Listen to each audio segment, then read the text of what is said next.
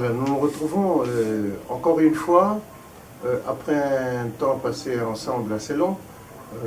J'ai été pendant ce temps avec des amis, on a discuté un peu sur la situation de la République démocratique du Congo, et puis avec des amis.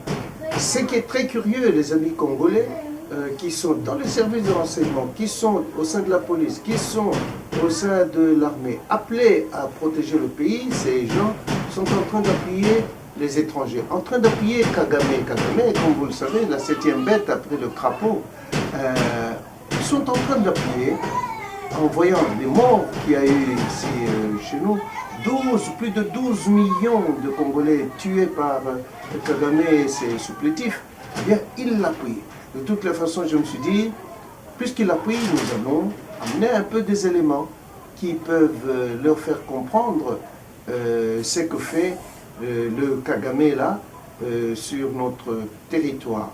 Ah bien, nous allons aujourd'hui parler des enjeux miniers et économiques qui se cachent derrière la position du Rwanda vis-à-vis de la RDC. Une histoire pas seulement politique, mais une espèce de danse entre la terre, la richesse, l'histoire et le pouvoir. Voyons d'abord quel est le contenu du sol congolais en minerai.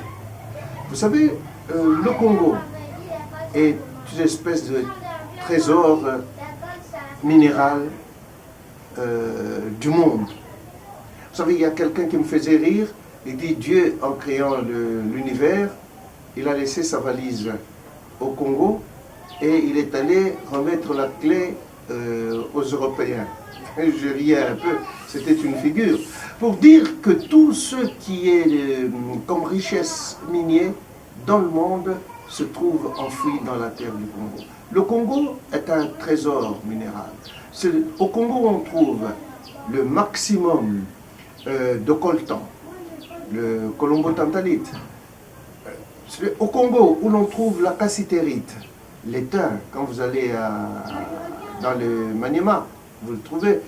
La wolframite, bien le tungstène au Congo, et le cobalt. Le cobalt qui est essentiel pour la production des batteries de voitures électriques, et des dispositifs électroniques.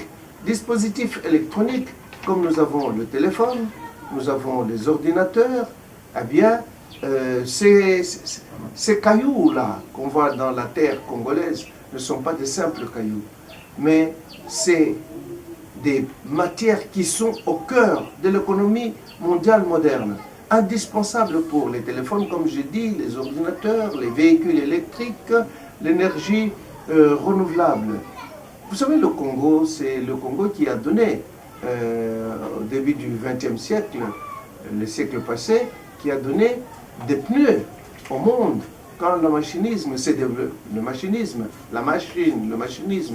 développé, eh bien, du temps de Léopold II, le grand criminel de l'univers, eh bien, quand Léopold II faisait exploiter les VA, le caoutchouc, aux Congolais, vous savez que quand vous n'amenez pas la quantité de caoutchouc qu'il fallait, on vous coupait le bras. Et on prenait la main, on la présentait au capitaine-chef pour qu'il enregistre, qu'il sache, qu'il dise que voilà, tel jour il y a eu autant de personnes qui ont travaillé, qui ont amené 5 kilos, les autres ont amené 3 ou 2, eh bien on leur coupait la main. Et c'était sous la direction de Léopold II. Et j'en parle parce qu'à ce moment-là, c'est le Congo qui fournissait le maximum de caoutchouc pour fabriquer les pneus qui devraient être mis sur les véhicules, pour que les véhicules roulent. Eh bien, le développement de caoutchouc, c'était les VA qu'on exploitait dans la province de l'Équateur, et où nous avons eu beaucoup de Congolais qui sont morts, beaucoup de Congolais qui ont été massacrés parce qu'ils ont été à ne pas amener le caoutchouc dont Léopold II avait besoin.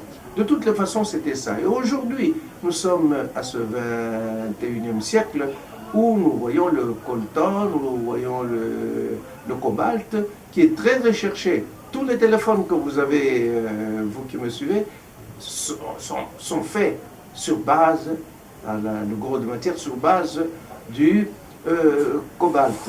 Les ordinateurs que vous utilisez là, on devrait nous les donner gratuitement, mais eh bien, c'est fait sur base du cobalt. Alors, voilà toutes ces matières-là. Il y a des matières dont nous ne parlons pas ici, parce que si on veut les citer, ils sont très nombreux, les minéraux, très nombreux. Donc on ne peut pas les citer l'un après l'autre, mais sachez que votre pays, vous les Congolais qui me suivez maintenant, votre pays est le coffre-fort du monde, coffre-fort terrestre en ce qui concerne les matières. Vous trouvez toutes les matières, les minéraux que vous trouvez dans tous les pays, les minéraux que vous étudiez en chimie là, eh bien dans les tableaux de Mendeleev, eh bien on les trouve ailleurs, mais le Congo les contient. Tous. Alors, un scandale. Alors, qu'est-ce qui se passe maintenant, le Rwanda contre la RDC? Que fait le Rwanda? Nous transmettrons, le moment venu, des vidéos où vous allez suivre ce qui est comploté et depuis combien de temps. Mais alors, ici, toutes ces matières premières sont exploitées en contrebande, exploitées illégalement et dans des circuits transfrontaliers. L'un des éléments clés aujourd'hui est l'exploitation informelle, souvent illégale, de ces minéraux dans l'est de la République démocratique du Congo. Ces minéraux sont extraits artisanalement ou sous contrôle des groupes armés, puis acheminés vers les pays voisins comme le Rwanda et l'Ouganda, avant d'atteindre les marchés internationaux. Cette filière opaque, filière des diablotins, prive justement notre pays de ses richesses. Elle prive justement l'État congolais des revenus importants et alimente des réseaux financiers et illégitimes. Des rapports internationaux montrent qu'une grande partie de l'or et du coltan exploité dans l'Est passe via le Rwanda.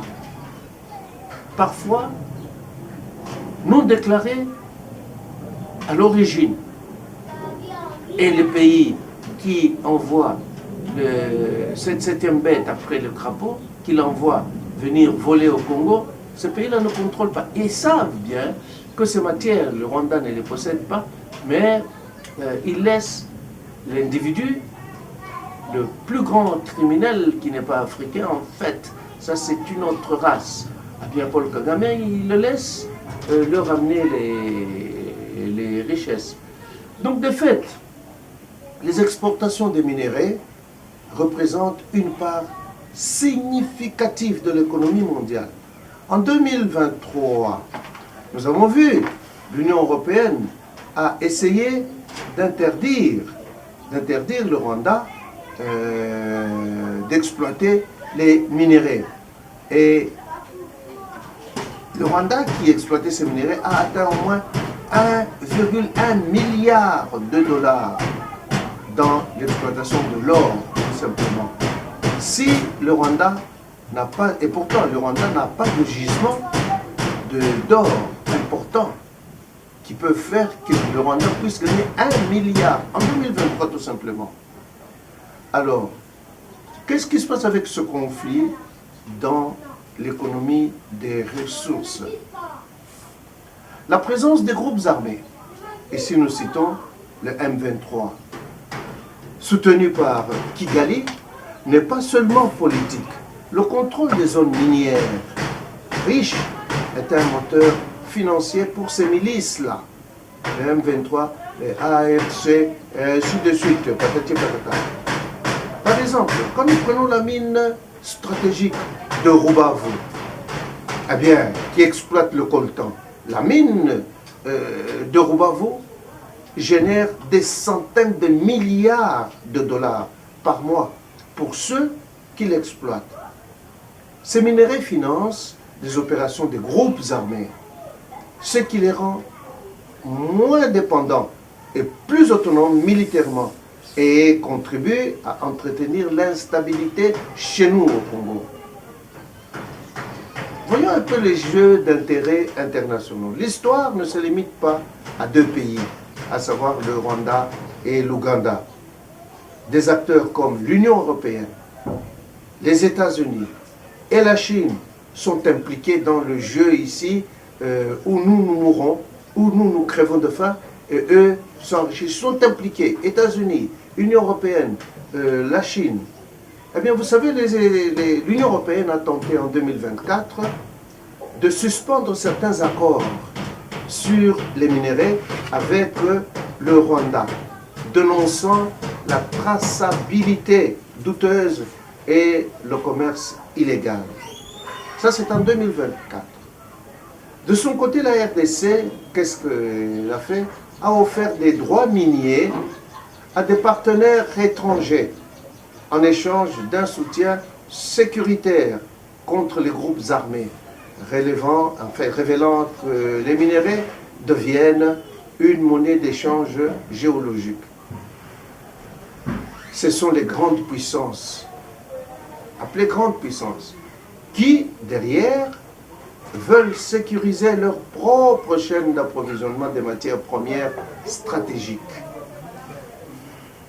Eh bien, dans tout cela, il y a le complot obscur de Kagame.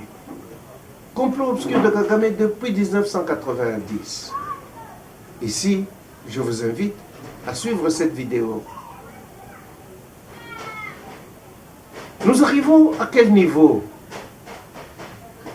Aujourd'hui, les accords signés entre Kigali, Kinshasa, sous la supervision de Washington. Eh bien, que va-t-il se passer lorsque Washington ne verra plus clair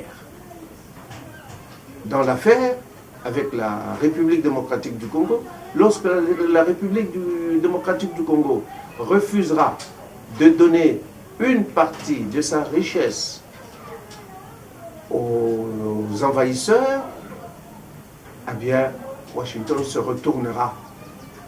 Washington voit tout simplement les minéraux, la richesse qu'il peut prendre aujourd'hui bénévolement, qu'il peut prendre sans beaucoup de conditions, parce que Trump a un ami au pouvoir au Congo, Félix Tshisekedi.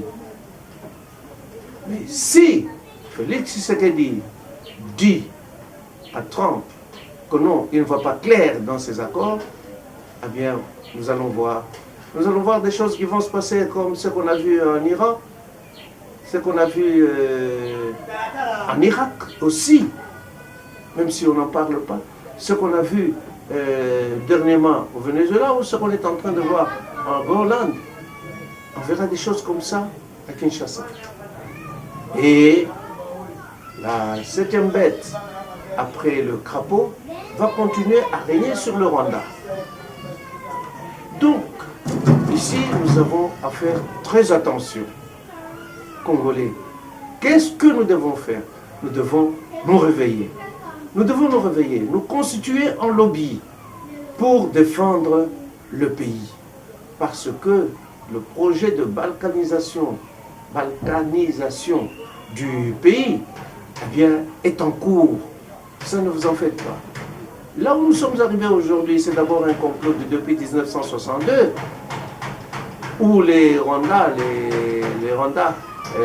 avaient expulsé ces gens des Tutsis qui sont venus au Congo et qui ont obtenu la nationalité en masse, qui sont venus au Congo et qui sont allés rester sur les collines de Mulenge et qui s'appellent les habitants de Mulenge, les propriétaires de Mulenge qu'on appelle Banya Mulenge ou France. Ushaka ukuntu uzahamagara abahungu b'abanyamurenge b'abasore bazaze badufashe dufate u Rwanda. Alors, ils lui ont dit, il faut que tu trouves un moyen d'appeler les jeunes garçons, les jeunes hommes Banyamulenge, afin qu'ils puissent venir nous rejoindre. Il faut qu'on mobilise, qu'on sensibilise. Il faut que tu nous trouves des jeunes hommes, des jeunes Banyamulenge, afin qu'ils puissent venir nous rejoindre. Comme ça, on va conquérir le Rwanda.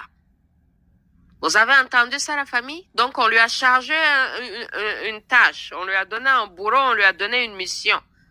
Là, son bourreau s'est rendu. Il est allé leur dire ses ambitions de conquérir le Congo, de diviser le Congo, de se faire président de Kivu. Et là, on lui donne comme mission en retour d'aller recruter les jeunes hommes, les jeunes garçons Banyamulenge, afin qu'ils rejoignent, qu'ils aillent faire la conquête du Rwanda. nitumara gufata u Rwanda muri iyo projet yawe ufite tuzogufasha. Nitumara gufata u Rwanda tuzogufasha. Je vous remercie d'avoir suivi et nous allons continuer. Partagez cette émission, surtout quand vous êtes congolais. Partagez cette émission, il y a beaucoup de choses que nous allons apprendre ici. Likez l'émission, partagez-la, commentez, abonnez-vous. Parce que ici, il y aura des informations ultra secrètes que vous allez apprendre et nous allons vous donner les méthodes qu'il faut utiliser pour arriver à garder notre indépendance et pouvoir nous développer financièrement, matériellement, économiquement, ainsi de suite, et ne pas nous laisser prendre par ceux qui veulent nous prendre le pays. Courage, nous lançons le mot. Je vous en prie, mobilisons-nous. Mobilisons-nous. Allons tout droit et gardons notre pays intact.